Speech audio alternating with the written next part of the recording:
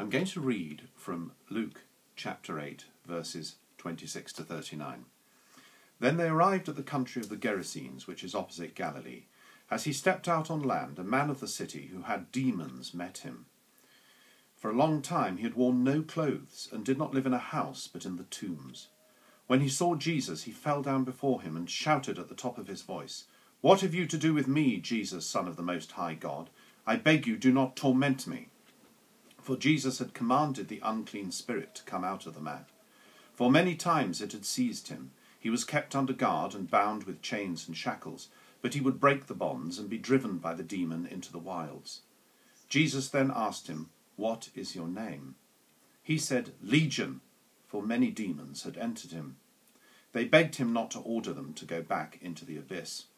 Now there on the hillside a large herd of swine was feeding, and the demons begged Jesus to let them enter these.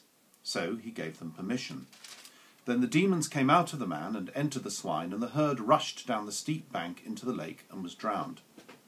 When the swineherd saw what had happened, they ran off and told it in the city and in the country. Then people came out to see what had happened, and when they came to Jesus, they found the man from whom the demons had gone, sitting at the feet of Jesus, clothed and in his right mind, and they were afraid.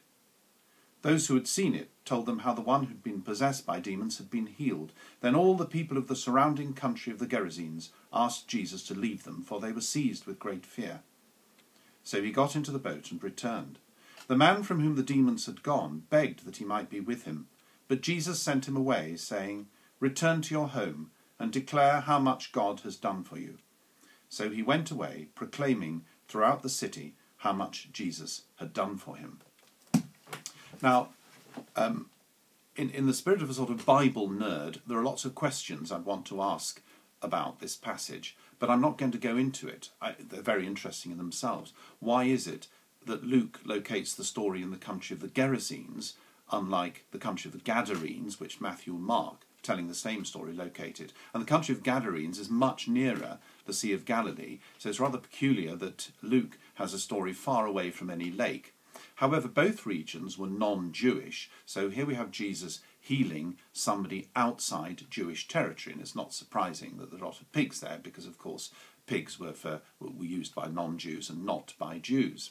There is also the question about why the man's demons announce that they're called legion. It obviously means a lot of people, but it specifically means a lot of Roman soldiers, a Roman regiment. And is there something to do with the idea that in times of political oppression, when you're governed by a foreign power, apparently there's often an increase in some societies of demonic possession and mental illness. And then, of course, there's the link between pigs and the Roman army and Roman religious rituals generally. But not wanting to go down into these very fascinating questions, I want to look at something that, in fact, for me, is slightly more important. And this is the contrast between a man who has lost everything. He has no name. Even when Jesus starts to restore his humanity by saying, "What is your name?" the man can only say Legion because he is so infested with a disintegration of personality of a very terrible kind.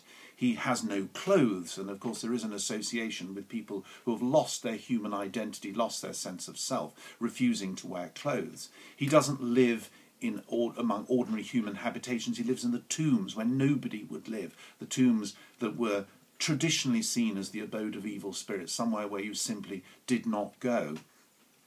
And into this complete loss of identity, this loss of humanity, Jesus starts a work of profound psychic healing by asking the man his name and by casting the demons out of him. Now, casting demons out of people is functionally the same as bringing the mental, spiritual, psychological healing. I don't think we should draw too much of a distinction between the two. And the climax of the story, in fact, for me, is the man being discovered by his compatriots, who have understandably tried to restrain him with shackles, because that's how people dealt with uncontrolled behaviour in those days, and it didn't work. And they find him sitting clothed and in his right mind. The fact that he's wearing clothes is hugely significant, and this for me is a restoring of somebody's humanity by the power of God seen through Jesus, a power which after Pentecost and in this Trinity season is power for us to exercise in the name of Jesus.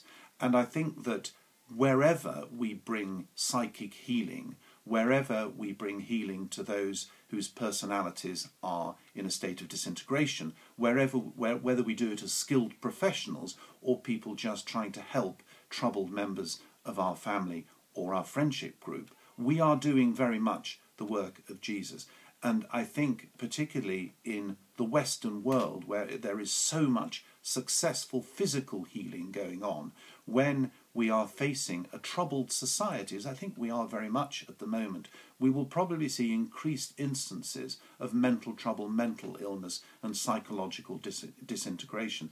And the way in which we follow Jesus' example in trying to rebuild these shattered minds, these shattered souls, I think is hugely significant. And it starts with giving people back their names, giving people back their clothes, whether symbolically or simply physically clothing people who have lost the ability to do that hugely significant human thing of getting dressed and expressing their identity through it. And I think this does present me with a challenge, particularly, not perhaps to spend too much time in wondering why Luke locates the story in Gerasa rather than Gadara, but to look to the heart of the story, what it means about the